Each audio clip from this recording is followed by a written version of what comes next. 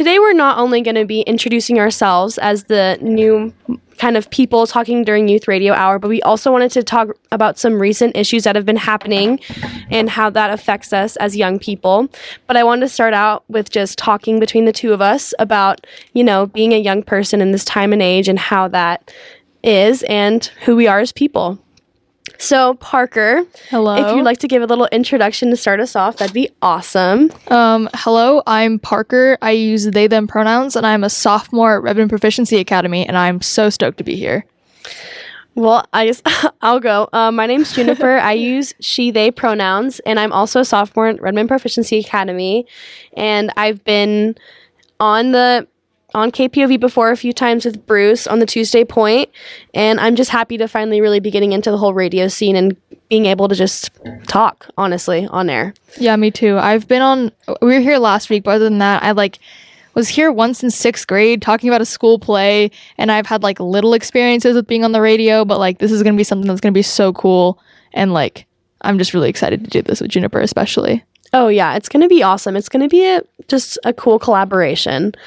So I just kind of wanted to start off with, obviously, being someone in Central Oregon who doesn't conform to what the normal is here, very Republican, very cis.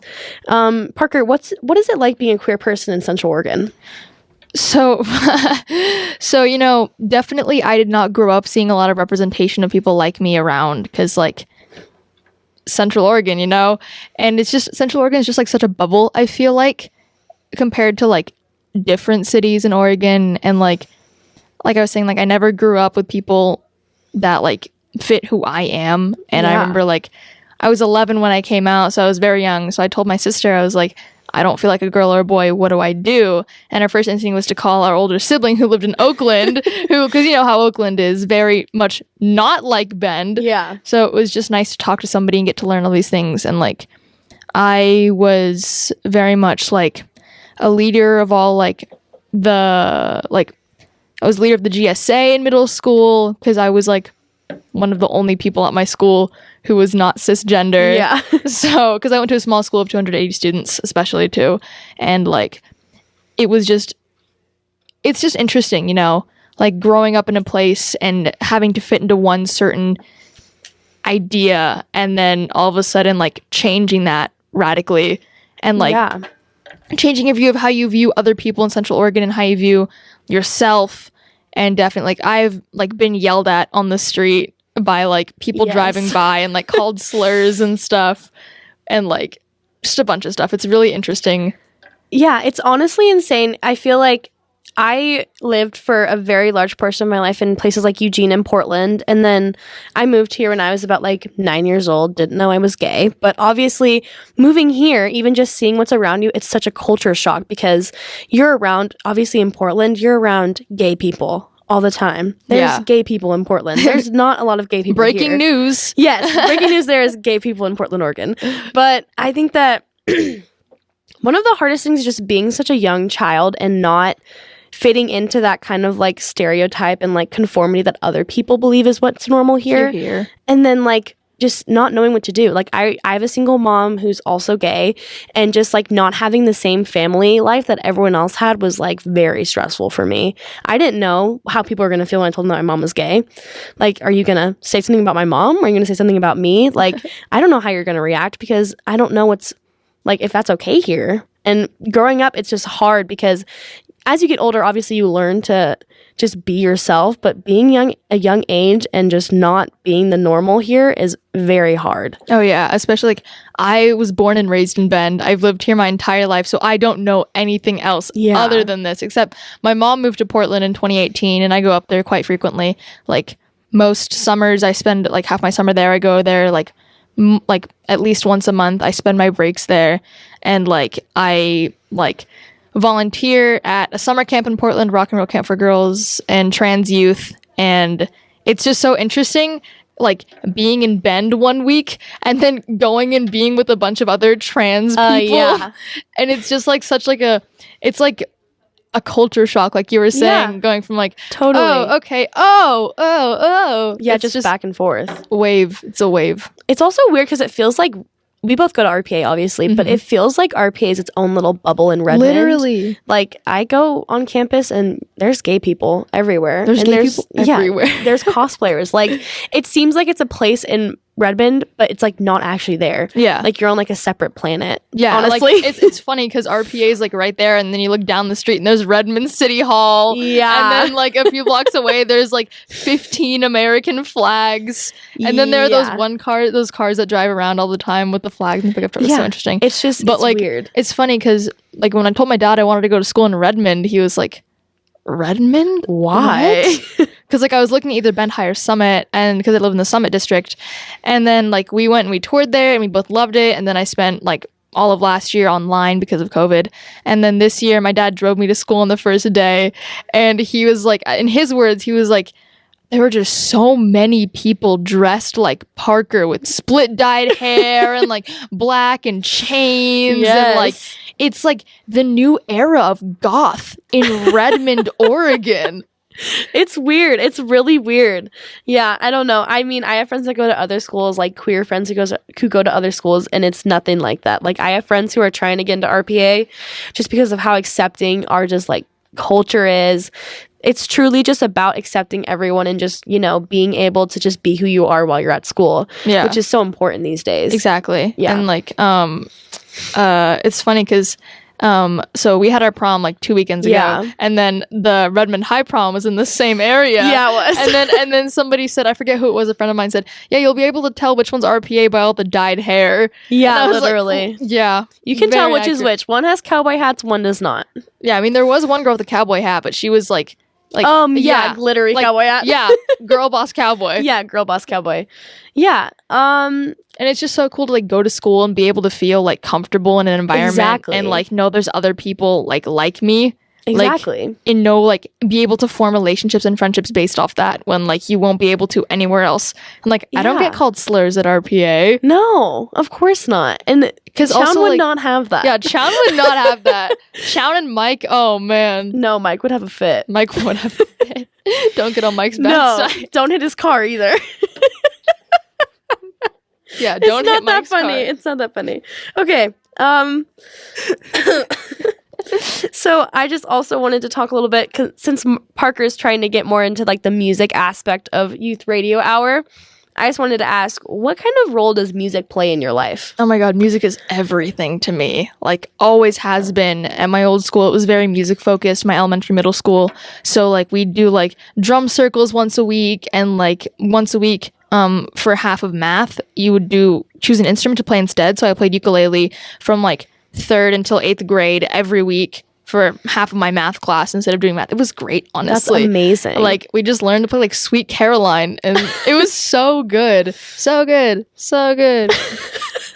But, and like, I've been playing drums since I was 8 years old, and like, music has always been such like an important part of my life, because like I grew up like listening to the radio with my parents, and like my parents being like, oh, this song is so good. Yeah. Always having like on Sirius XM, always having like classic vinyl on. Yes. And like other like rock radio stations. And then like my dad one time pulled out all like his old like CDs, and he was like, oh man, this one's so good. Oh, this one's so good. And just like I remember like when Prince died, there was one, it was very sad. Rest in peace, Prince. I'm actually wearing my Purple Rain shirt right now. Yes, you are. I love Prince. But like my mom loved Prince, like absolutely loved Prince. So when Prince died, there was a radio station that was only playing Prince songs for like 2 months. So every day we'd listen to that radio station. And just I formed a lot of my relationship with my parents based off music, and especially like I love classic rock. It's my favorite genre. Like I love playing classic rock music on the drums. I love learning the songs. I love listening to it. But, you know, I do love me some Harry Styles. But, you know, I was actually listening to Harry's House on the way over here. But, like, music has always been such an important part of my life, from listening to it, because music forms relationships and forms, like... 100%. Yes. Yes. And then, like, being in, like, school bands, like, school rock bands, and, like, getting to learn songs with people and collaborate and write our own songs. And then at that music summer camp I went to, like, I dedicate almost my entire life to music because it is what I want to do. And I'm so excited to be able to be here and like play what I want and just like talk about the music, because I know so many unnecessary facts about Queen. You better. they've been my favorite band since I was 12. So I know so much about them, and I'm just so excited that there are people who can actually get forced to hear me talk about it. I know they can turn off the radio, but like I'll still be talking about it. There'll still be a record of me talking about it. Exactly. This is going on the podcast. Yeah, going on the podcast, going in the KPOV archives. Yes. So I know that we've kind of talked about school, but I also just wanted to kind of bring up just the recent stuff that's been happening in the world of being in a school, and the recent shooting in Texas that happened not too long ago. And I kind of just wanted to kind of switch into that because I feel like when a new school shooting happens, we talk about it for a little bit and then we completely forget about it. Yeah. And I feel like jumping on the opportunity to talk about it is what we can do right now. So I just wanted to ask you, Parker, what hardships have come with being a student in a day and age with the lack of gun control we have?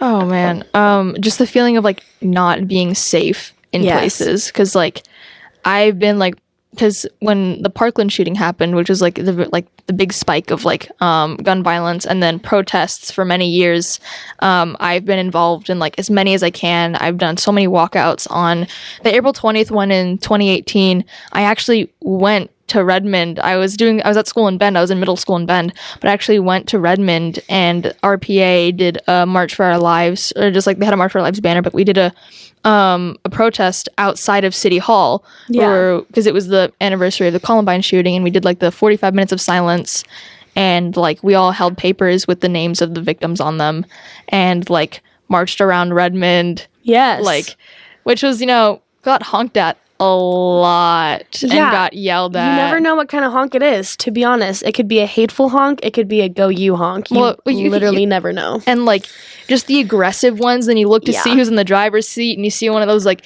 greasy trucker hats and you're like, all right. And the mullet. The mullet. The bad mullet. Not your mullet. Yeah, not my mullet. I was going to say. The bad mullet. We all know the bad mullet. We all know the bad mullet. Oh, God. But yeah, like, especially in Redmond with the population of... Yeah, it's insane. It's crazy because I even remember like when there was a BLM protest in Redmond not too long ago, it got so heated that they had to have the police come out because there was just two sides just completely going at each other. And it's honestly just insanely sad because I feel like the death of children should unify us, but it only divides us. And it makes no sense. It does not make any sense. It just like, especially like you were saying, people talk about it for like a few minutes and then just like let it go. Yeah. Like, this is an ongoing issue, has been for so many years. Yes, and it's like, insane. It's just like so normal. It is. Like, I hate to say it. That's true. It is normalized to be scared to go to school. And I also feel like I have a bone to pick with the exact same people that only post about gun violence when a shooting happens, because children die from gun violence every single day in America. And I don't want to just hear about it when there's a massive school shooting. Yeah. Yes, it's sad. Of course it's sad. Children are dying. But it's also sad to see people only care when it's convenient. Yeah. I want to see you caring every single day of the year. Because that's the only way that anything is going to change. And it's also like, what's annoying too is like on social media, especially like people are only posting because everyone else is and they don't want to seem like a jerk for not posting. It's guilt, 100%. That's like community guilt tripping. And then like there are those weird like Instagram story, like add your own. That's like repost if you're against gun violence, da da da. Yeah. And it's like that, like, I'd hope so. Yeah. And like the fact that you have to post that to prove that. Yeah. Here's your medal. I can see who skips. Like, I don't actually care about the issues instead of just like guilt tripping other Instagram users. It's not all about Instagram. Literally. It's not all about Instagram. It's not all about Instagram. And I mean, yes, it's so important to raise awareness, but I don't want to see a random tweet on your Instagram story not telling me anything. I actually learned about the shooting from a story on Instagram, which is sad, but I'm going to admit it. Yeah. But my first thought was not, I'm going to go post everything I see about this. My first thought was, how can I change this? This is insanely sad. I'm going to go cry about this, but how can I change this? And what is the next step? Because there is so much that goes into making a change that you see and you need in the world, but that doesn't come from just posting something and sitting back. Mm-hmm. It's nice to see that people care, but caring and thoughts and prayers only go so far. Yeah. I'm tired of the thoughts and prayers. I want to see some action. And especially also like with like, because like you were saying, just sitting back, it's just like one click and then Oh, you're it done. is. It's like, all right, I've said my part. I'm going to go to my room now. Like, no. No, you don't get to forget about it after you press post. I'm sorry, but you don't get to forget about it. And you don't get to have no guilty conscience after pressing post. Because it's just insanely sad to see.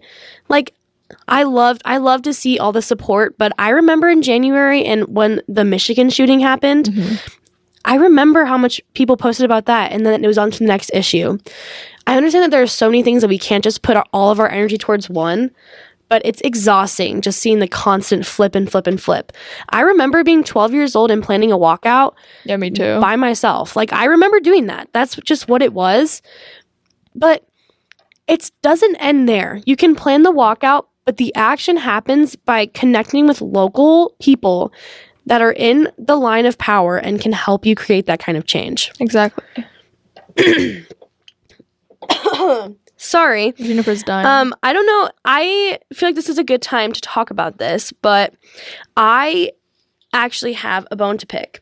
So, not too long ago, I connected with this amazing person on the Redmond School District named Liz Goodrich. She is a longtime family friend, and she's amazing, and we love her. And I remember hearing about 2 different policies that were going to be passed, hopefully, in the Redmond School Board. It was KGGB and JFJC. And both of these policies would be such an insanely huge and needed step for just gun control in our area. And they were both denied. I just want to read a little bit about KGGB for everyone listening. KGGB would quite literally just make it so that no civilian could bring a gun onto school grounds.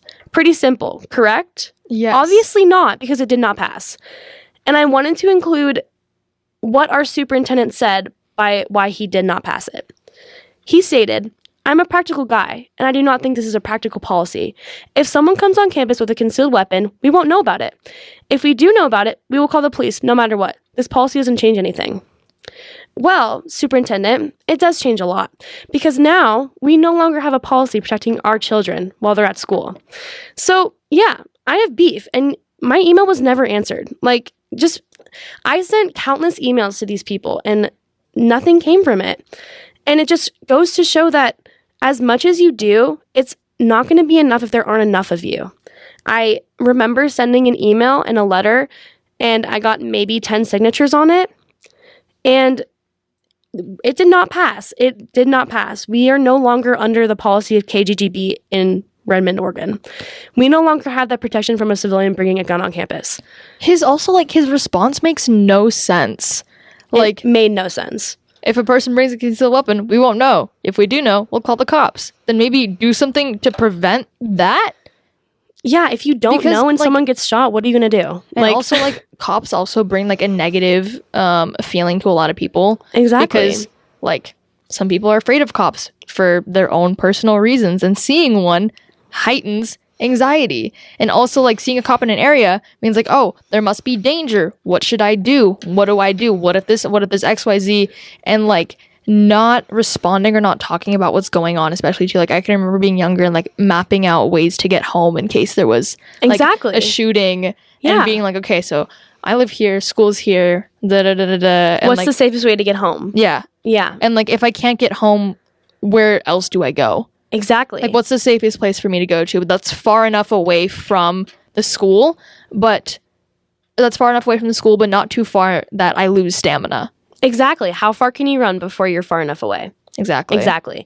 And I also think that it just kind of speaks to the fact that they're putting this on our teachers. And that's not... I work with kids. I'm considered a teacher at my place of employment. I did not sign up to do your job for you. Exactly. I did not sign up to do my job for you.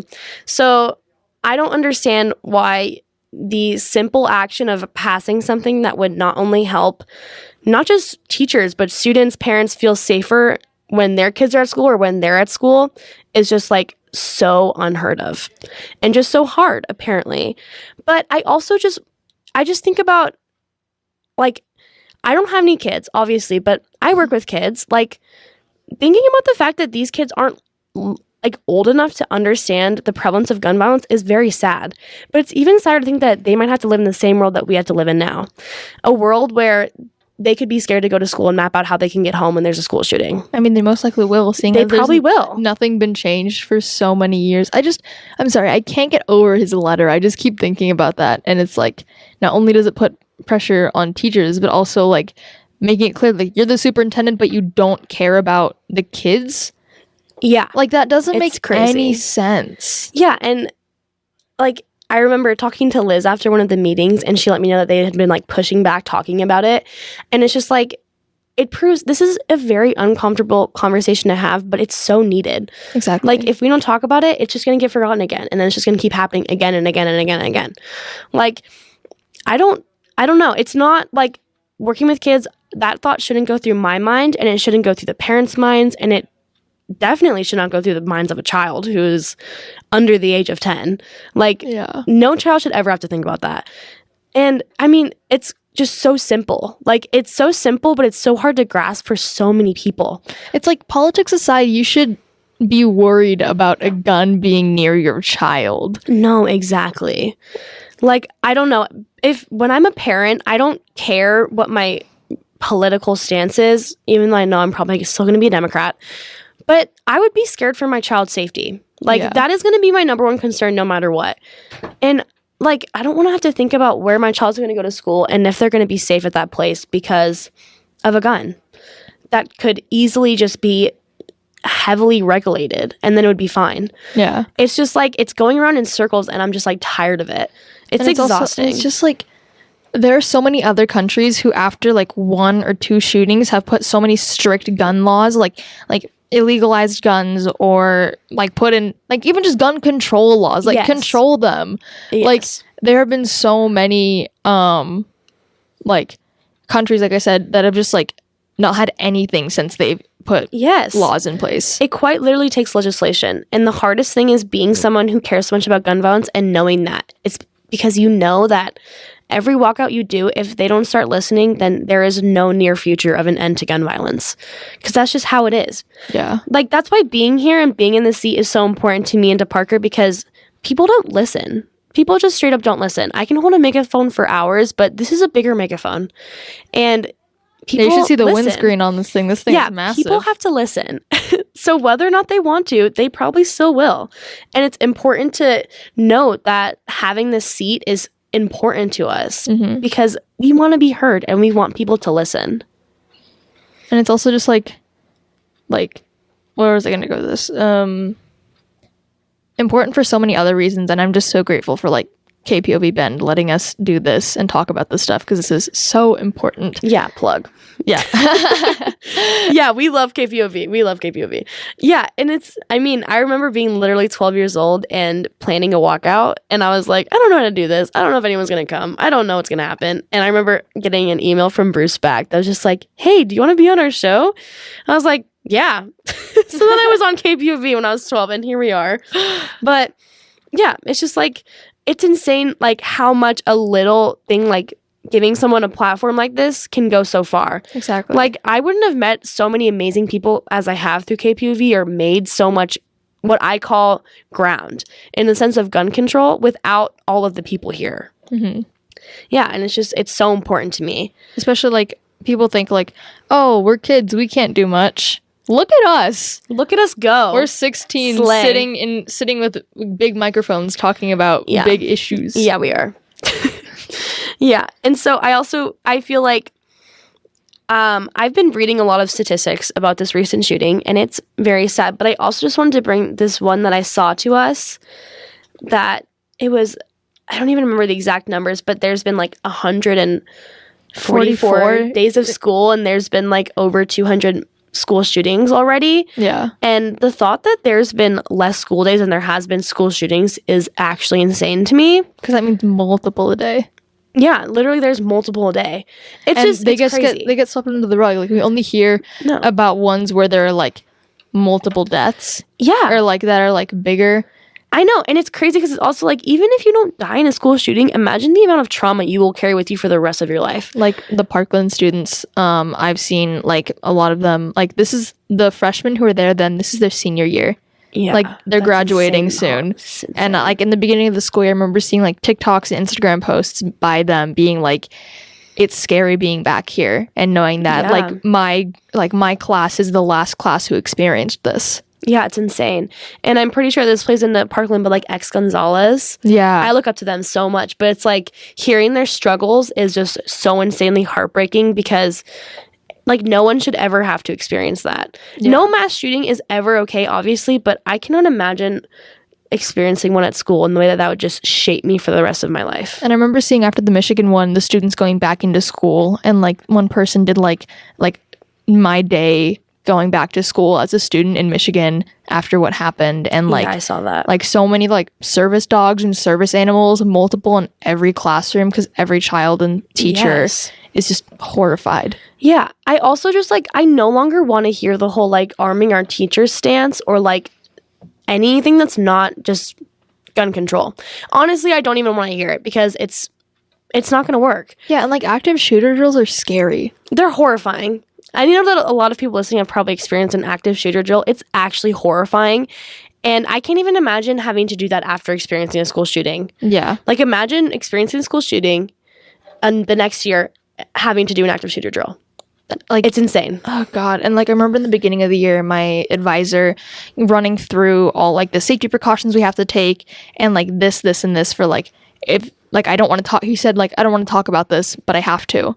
So this is what happens if like a person comes in, like went through all like the rules of like if somebody knocks at the door, don't answer it. And just like having all this drilled into you at such a young age. Like I learned all this stuff in like 5th grade and like just like hearing it again. Cause then like at one point you're sitting like, oh yeah. And then the police will have a key. So don't open the door, even if someone claims to be the police. It's like, I shouldn't have to do that. And it gets like, it's just so unfortunate that it's so repetitive because it gets boring. Does that make sense? No, it is, because it's the exact same thing every single year, even when the shootings continue to happen. Yeah. Like, I don't want to, also, not to be annoying, but I know we do this exact same shooter training, or that whole, like, safety training. Mm-hmm. The whole zombie proportion of that, it's, like, not funny. No. It's not funny at all. No. I don't think it's funny. I don't laugh. Like, you go from having fear, like, instilled in you about a school shooting to, well, what if zombies came? Like, I actually don't care. And this is always not like funny. The same kind of kids in the class saying it too. Yeah, I'm just like, literally, no, thank you. And I feel like it's also the same people who make jokes about it are people who haven't experienced any sort of oppression either. Yeah, they haven't. And it's like, it's just insane. And like the whole thought of like people turning into like a mental health thing, like, oh, be nice to everyone you see, because what if they're an active, like what if they did this one day? That makes me like the whole like be nice to the quiet kid thing, like that joke, I don't like it. Like it's just like so problematic on so many levels. Yeah, and the whole guns don't kill people, people kill people. I mean, I don't think that I could do that. Like if someone was to be a school shooter and they brought a knife, would the same amount of people die? No. As if you had an AR-15. Like, that's my thing. It's just, it's so out of touch with reality. And just, like, also, like, getting into, like, with the guns don't kill people, people kill people debate thing. Like, I've gotten into so many debates with so many of my classmates from, like since 6th grade being like, hey, you're literally wrong. Here's XYZ. Here's all these statistics. Like, no. And they're saying, oh, well, blah, blah, blah, blah. It's also, like, these people have so much, like, pride in a bad way that they don't want to feel they wrong. Can't listen to another side because they don't want to. And it's always the same type of people. It is always the same type of people. Yeah. And I also feel like being like, oh, you know, people pull the trigger. What if they had no trigger to pull? Like, then there would be less violence. Literally. That's the exact point I'm making. If there was no trigger to pull, what would happen? Yeah. What would happen? Take away the trigger. Take away the gun. Yeah, literally take away the gun. I don't know why we're even talking about this. Like, just take it away. The fact that this is such a hard concept to grasp for people, like, take gun away. What I do without gun. Live my life? No. Without gun, I mustn't. No. With my 15 guns in my house. Like, yeah. And the fact that people have that many scares me. I know. What kind of fear do you live in every day? Yeah. It sounds horrible. Like, take some self-defense classes? Like, yeah, it's just like, I cannot, it's just, I would be scared to live in that kind of life because there must be so much fear. Yeah. Like, constant fear of just someone coming in your house, something like that. Almost like the kind of fear that people live in for school shootings. But we can talk about that another time. Yeah, so it's about to be 4:30, and Parker is having to head out for a graduation at RPA. So yeah, congrats to all the seniors at RPA. We love you all so much. We love you all. And so proud of you for doing everything you have. Yes, we are. So, yeah, Parker's going to head out, but we can keep talking, I guess. All right, yeah. Thank you all so much for listening to me talk, and I will be back next week. Yes, you will. Okay. Okay, so yeah, I guess that it is just us now. So I think that I'm going to tear more into my introduction because I feel like I kind of wanted to get into Parker's first just because I knew they would have to leave. But yeah, so I grew up in Portland, Oregon. I lived there for quite a big part of my life, and I moved to Bend when I was around 9 or 10 years old. And I've lived here ever since then. Well, I guess Terrebonne, but the Bend area. And I've lived there ever since then. I started going to RPA in 6th grade, and it was kind of like a big difference from where I went before. I went to Terrebonne Community School, so it was a big change just in the sense of like a lot more people, a lot more diversity. And yeah, so I remember, I'm just going to say this because I think it's hilarious. When I was about 8 years old, no, not 8, more like 9, I remember coming to school in all black because my mom told me to. And when anyone would ask me why I did that, I would say, I'm mourning the loss of our country because it was the day after Trump won the election. So if anyone asks, I've been big ballin' for a long time. So yeah, I was going to RPA for a very long time, and I think that this was about 6th grade. Yeah, when I was 12, 2018 was when the Stoneman Douglas shooting happened. And I remember coming to my mom. My mom has had quite a long history in activism just from college, going to U of O, just being in that kind of scene, you know. So I was like, Mom, I want to do something about this. I want to do anything about this. And so she's the one who actually suggested a walkout. And that was where it started. I remember emailing every publication I could find. I tried everywhere. I made signs. I made a letter writing campaign. I made ribbons. I bought a megaphone. It was like, honestly, it was the start. I'd gone to protests before, but organizing something like that is just a brand new feeling. The thought of like everything just being on your shoulders is obviously stressful, but it's even more exciting because you know that this is something that you can do and it's something that you can do to help. And I remember just being 12 and just like being absolutely so excited. And we held a moment of silence after our walk, and KTVZ came because it was a part of the March for Our Lives. And before the actual walkout, I ended up talking to Bruce and being on KPOV. And yeah, ever since then, I have done a few other things in the realm of activism. I helped co-organize a Stop AAPI Hate rally, and I think March of 2021, after the violence against AAPI people in America, and that was awesome. We had Phil Chang there. It was amazing.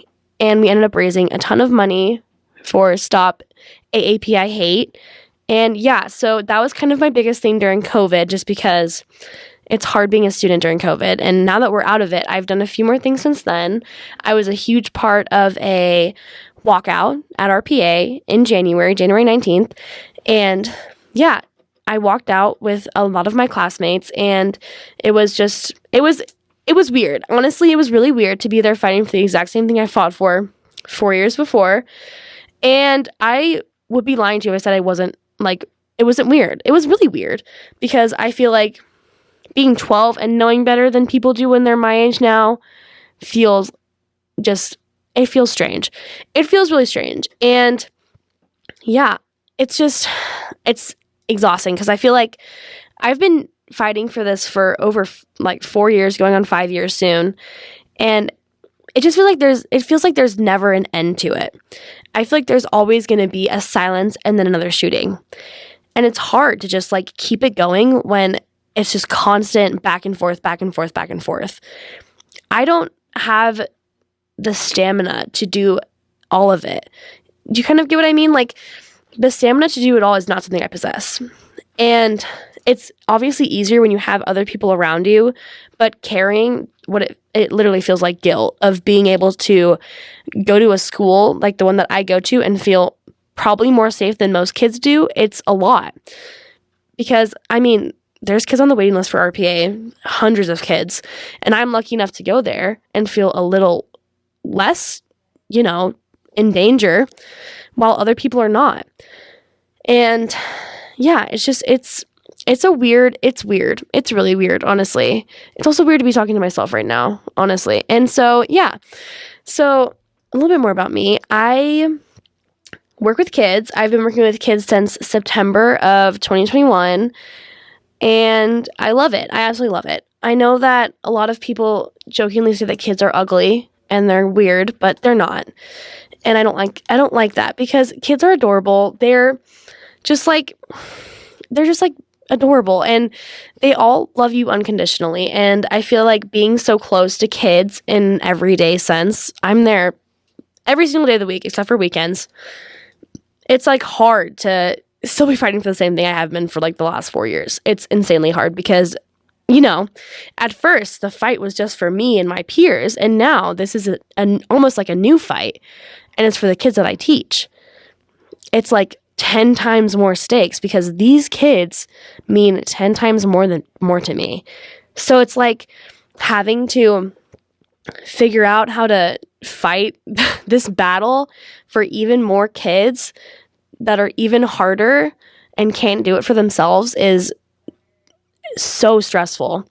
I feel like, it really hurts me when I see that people are still continuing to post about how, like, it's not guns' fault, it's people's fault, it's mental health and all this stuff. I don't care what it takes for us to end the gun violence in America and prevent school shootings. I just want it to happen because I'm exhausted. I am tired of thinking about what kind of school atmosphere the kids that I teach are going to be in when they're my age, or even when they're 12. What kind of school are they going to go to? Are they going to feel safe? Are they going to do the exact same active shooter drills I have to do? Are they going to have to do the exact same thing I did when I was 12? No one should have to think about that. And the craziest part is that I'm not even a parent. These are not my kids. These are kids that I see daily, but they're not my children. And just like, it really just makes me think about how being a parent in this day and age and being scared about gun violence, it sounds exhausting. Like, I'm exhausted and these aren't even my children. I cannot imagine waking up every day as a mother and thinking, oh, is my kid going to make it home from school today?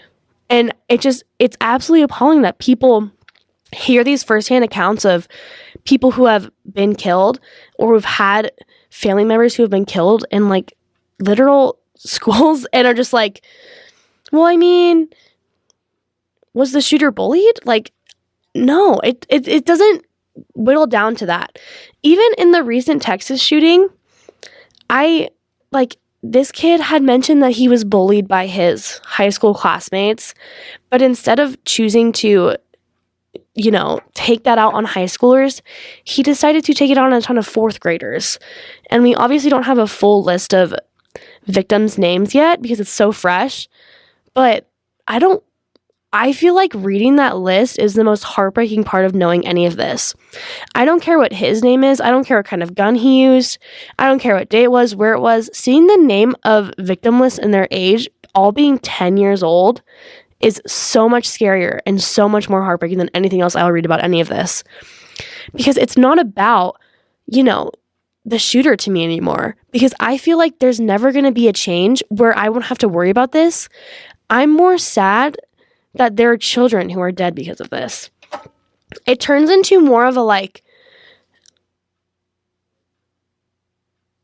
I'm more just mad at this point. Like, it's not even to the point of oh, this sucks. Like, it's sad. It is very sad. It is quite literally heartbreaking to think about this and to think about being a parent having your child stripped away from you by someone with a gun. But I'm mad. Like, I'm just mad. And I'm tired of being mad. I don't want to be mad anymore. I've been mad about this since I was 12 years old. I want something else to be mad about. I'm tired of having to fight the exact same fight every single week, every single day, every single month, every single year. Like, something else. anything else. I want this problem to be solved so that I don't have to continue to think about it, read about it, and see the list of names of the victims every single time there's a shooting. There's no end to the anger that I feel, but there is a new beginning to what could come from the conversation of how needed gun control is. And it sucks having this conversation. I don't like talking about gun control. I mean, I do. I like talking about how we can change it, but I don't like talking about what's happened because of it. It's hard to put into my brain how long this has been happening. There has been so many school shootings this year, and we are quite literally not even halfway through. And it's already so high. And it's sad. It is straight up just sad because, like, it is sad to hear about this in the news, but it's even sadder to know that I feel like my generation is the only people caring or talking about it. Like, I see, like, the president making an address. I see LeBron James. I see Taylor Swift. But I don't see any of them actually doing anything about it. I don't care about your tweet. Like, I'm tired of hearing, when will we do this? When will this happen? There is no we. We is you and the other politicians making the choices. The people, which is us, can protest and do as many walkouts, rallies, marches as we can, but the decision is in their hands, and they're choosing to make dangerous choices and put the lives of children in school at risk. I remember in January when I read my speech, it was insanely hard because it's hard doing the same thing over again and not feeling, I mean, I wish it was like a weird nostalgia, but it was just depressing. But I wanted to read part of my favorite parts from my speech in January. I have a right to an education. I have a right to be safe in a place of learning. I have a right to go to school and not be scared of my life being taken from me. And I feel like this plays into the whole right to bear arms. I don't understand a right to bear arms when I have a right to an education. I don't think I'll ever understand it, honestly. I don't think I will. But that's not important to me because I want to just go to school. I want to go to school and not be scared. That is quite literally all I want. And seeing and just rereading about like how I was shot down by the Redmond School Board is like weird. It's honestly weird because I remember in my email, I'm going to find this email right now and I'm going to read it to you guys. I quite literally begged these people to pass these policies. I said, I threw a statistic that said, no one should be allowed to have a weapon near or on school grounds. Since 2018, there have been 74 school shootings.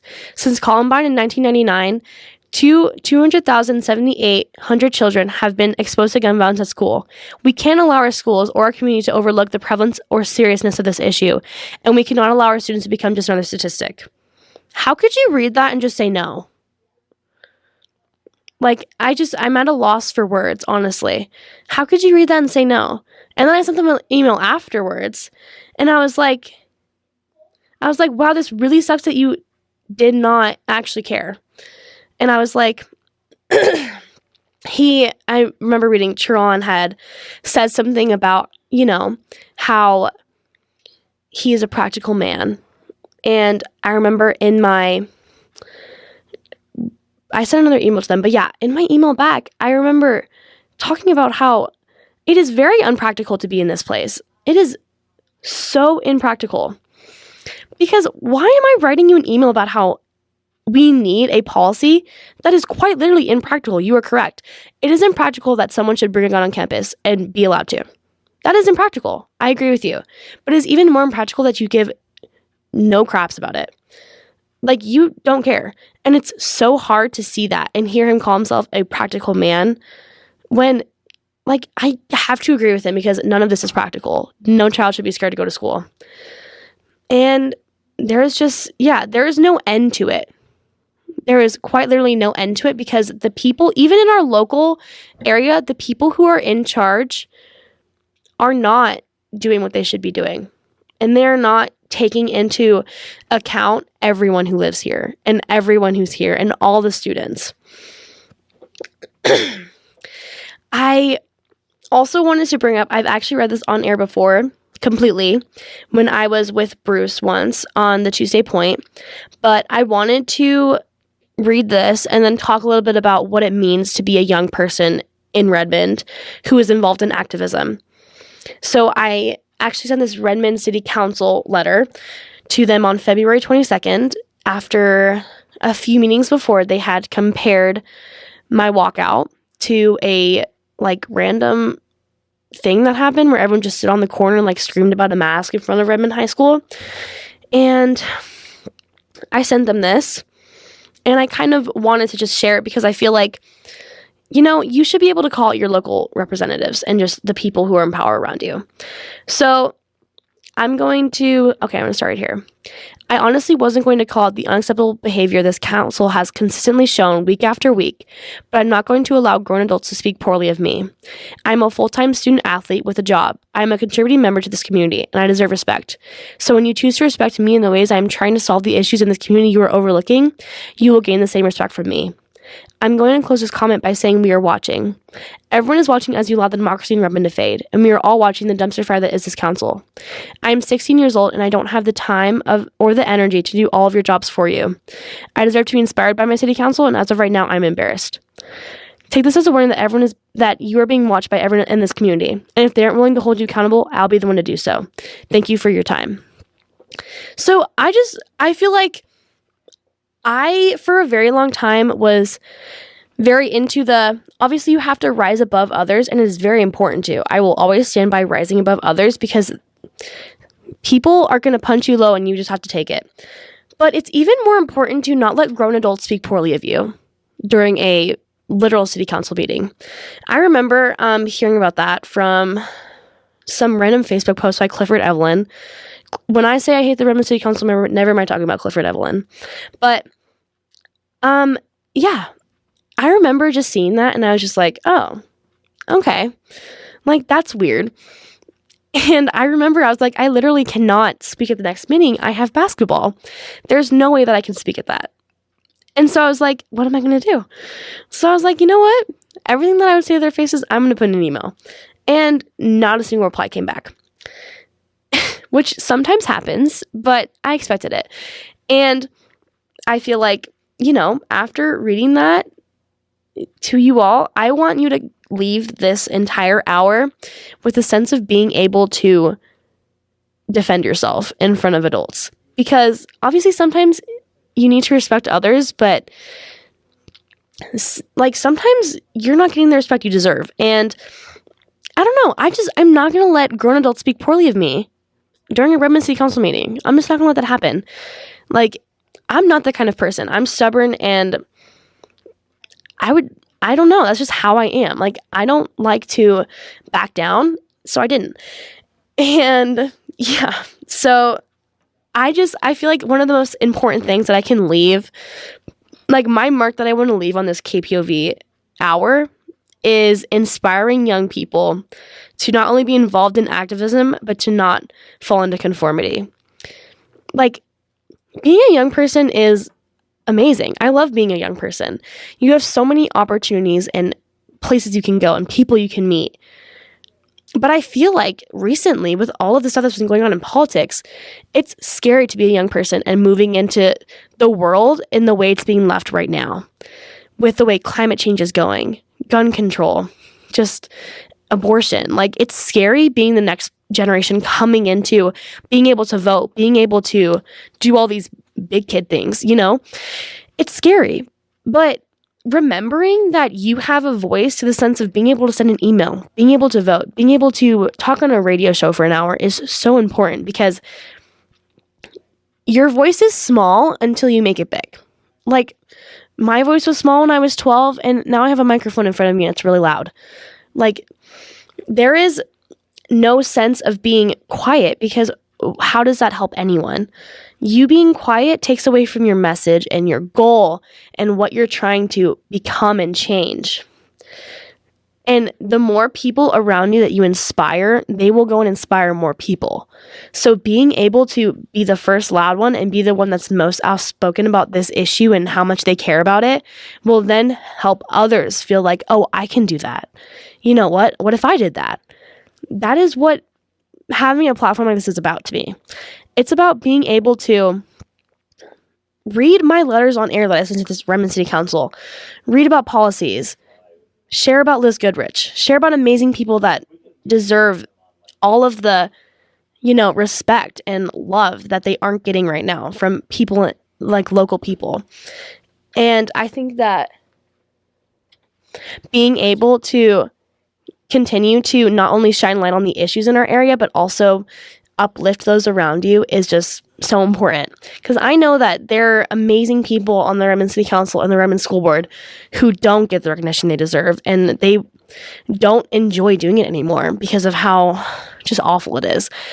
And I don't strive to be one of those people. I'm not going to be a Karen. I'm not going to say anything rude to them. I'm not going to call them names. I'm just going to tell them straight up, this is how I feel, and I would like to be respected by you, grown adults. So yeah, be inspired to stand up for yourself, because you deserve to be stood up for, and it should be you. You can't expect other people to stand up for things that you believe in. You have to do it yourself. So yeah.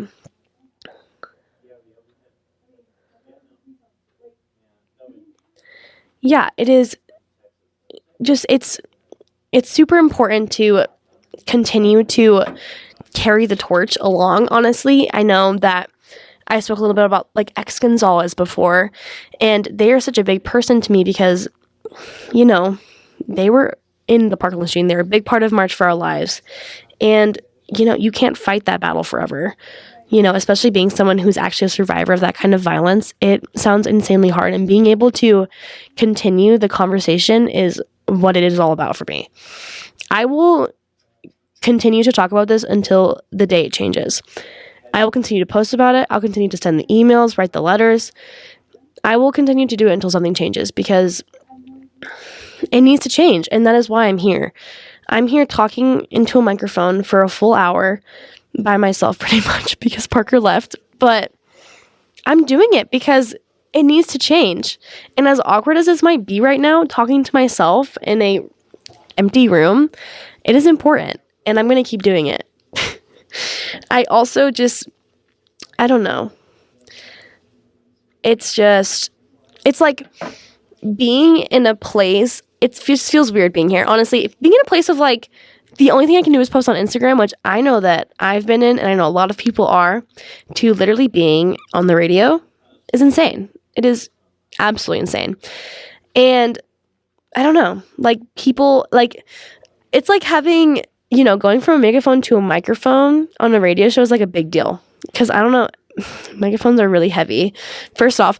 But also, it's just like, the platform is bigger. I can scream into a megaphone and maybe like 40 people will hear me. But I talk into this microphone, who knows how many people are hearing me. And I kind of just wanted to end this on just like speaking about like, what does that change look like, and what kind of change can we start, and how can we help things become better? I know that recently the San Jose, California mayor is proposing into law that is requiring every gun owner to carry a liability insurance policy. So like, if their gun was to hurt or kill someone, their insurance would have to pay for it, which is amazing, obviously. But it's even more interesting that, like, obviously, like, I don't know, this feels almost like it has to be a loophole in a sense. Like, I wish that we could just completely stop, AR-15s from being into the hands of civilians. And it's weird having to do all these loopholes of like insurance to literally ensure that our children won't be murdered in schools. But here we are. Yeah. So, I mean, I don't know. I love this idea and it's very interesting, but I just feel like the loophole after loophole is just constant. Like, I don't want any more loopholes. Like, why do you need a gun? Why do you need a gun? Like, I understand if you're hunting, maybe you need a gun. There are situations where maybe someone needs a gun, but you will never catch me understanding why someone has an AR-15 in their home, especially unlocked. That will never be something that makes sense in my mind. And yeah, it's just like, I don't know. It's really hard to talk about this by myself, but it's also like I don't understand sometimes, like I don't understand a lot of times why, this is like even a conversation. It's like just constant, like just fear and just feeling like it's never going to change, because it hasn't changed in all of the years I've been talking about it. It's still the exact same. I feel like it's honestly worse in ways, because now people they're feeling more inclined and like more empowered to use their guns and have their guns and Second Amendment.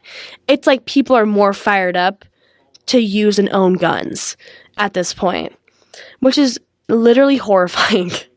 Thinking about the fact that more people since like Columbine and Parkland are more fired up to use their guns and do Second Amendment stuff, like that is absolutely horrifying.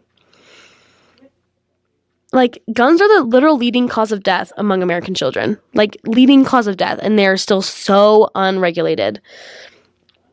It's literally insane. Like, reading statistics about it is horrifying. It's absolutely horrifying. And even just coming back to the unlocked gun thing, 4.6 million American children live in a gun where at least one gun is kept loaded and unlocked. Why would you leave that around your children? There are just so many other possibilities and things you could do than just leave a loaded gun around your child. So, so I kind of just wanted to end this with just talking about and continuing talking about inspiring the people around me. It's obviously, it's hard fighting the same fight, but it almost feels like,